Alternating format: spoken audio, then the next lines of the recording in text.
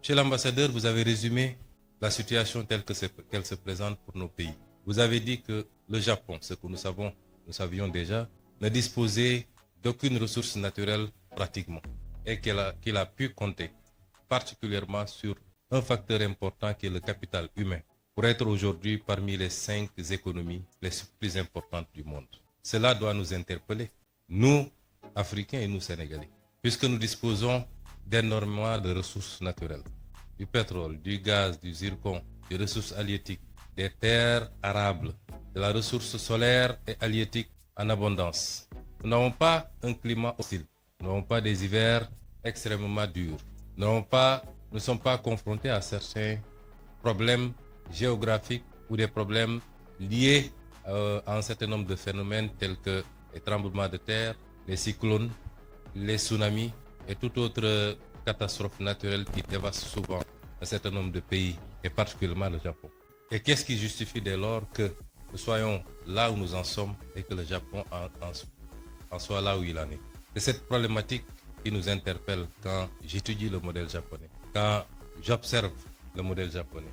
Et la réponse se trouve simplement en 2 ou 3 choses. Le développement doit être porté par un leadership éclairé, patriotique et intègre. Le développement doit ensuite être porté par des ressources humaines de qualité qu'on doit former, ce qui nous réunit aujourd'hui ici.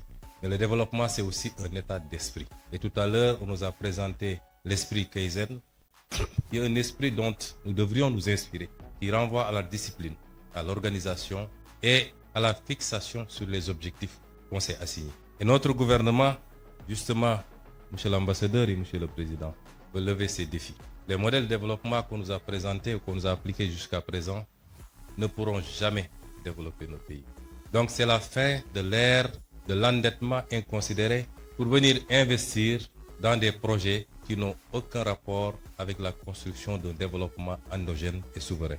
Nos priorités dès à présent, et vous en rendrez compte à partir de lundi, puisque nous allons présenter au Sénégal et au monde entier de nouveaux référentiels des politiques publiques avec un horizon dégagé sur 25 années, mais avec ses déclinaisons quinquennaux et décennaux, vous vous rendrez compte que notre objectif, c'est de nous atteler à une construction méthodique, appliquée, patiente d'un véritable modèle de développement structuré autour d'un certain nombre de pôles de développement qui seront au nombre de 8 à travers le Sénégal.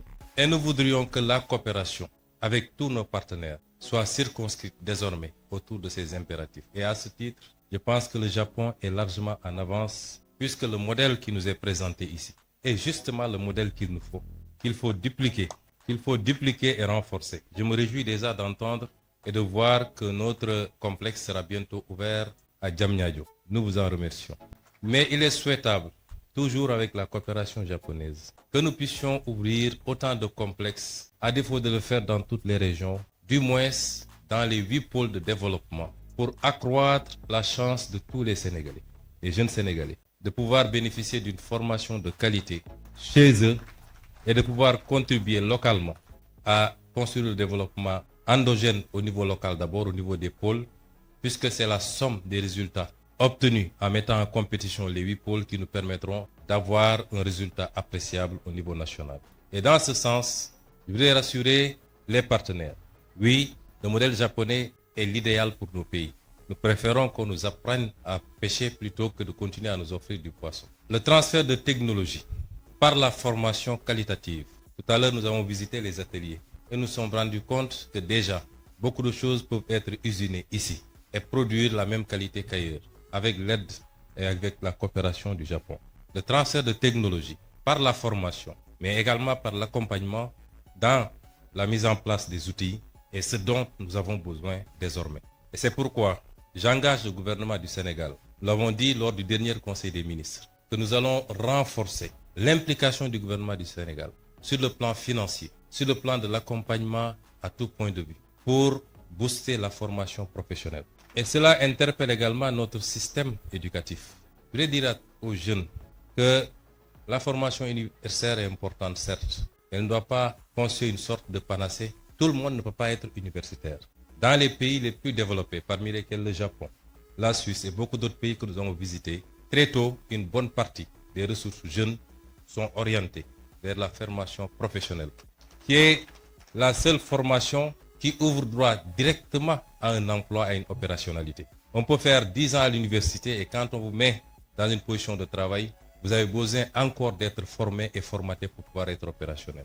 Et le pays a besoin de beaucoup plus de techniciens, de scientifiques dans tous les domaines.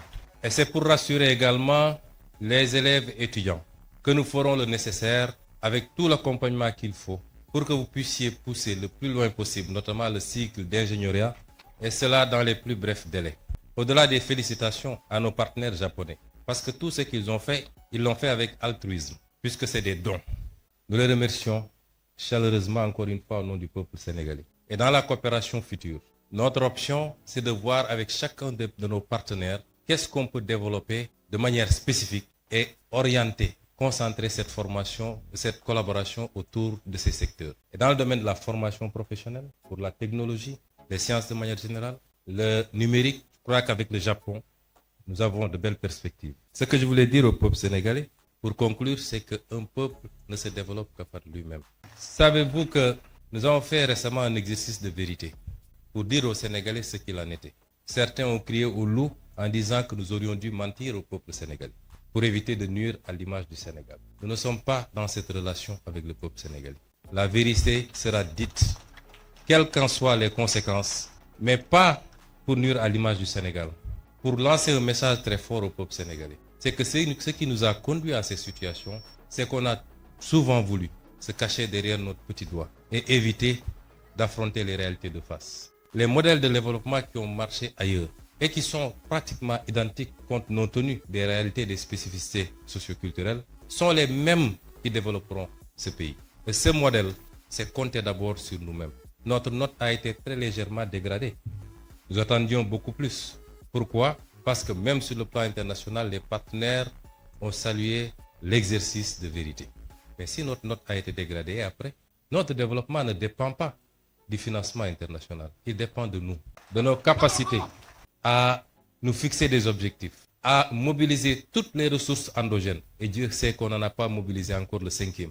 Et seulement, mais alors seulement, toute aide internationale, encore que c'est rare de parler d'aide, puisque c'est souvent des dettes, viendra simplement en complément. Et ce message, nous devons le comprendre parce que si aujourd'hui le Japon, qui n'a aucune ressource naturelle, qui a vécu ce qu'elle a vécu lors de la Deuxième Guerre mondiale, a su en être à ce niveau, c'est parce qu'il a appliqué cet esprit, ce modèle, cette combativité, ce don de soi pour sa patrie, mais cette croyance fondamentale en lui-même et en son peuple. Je vous remercie de votre aimable attention.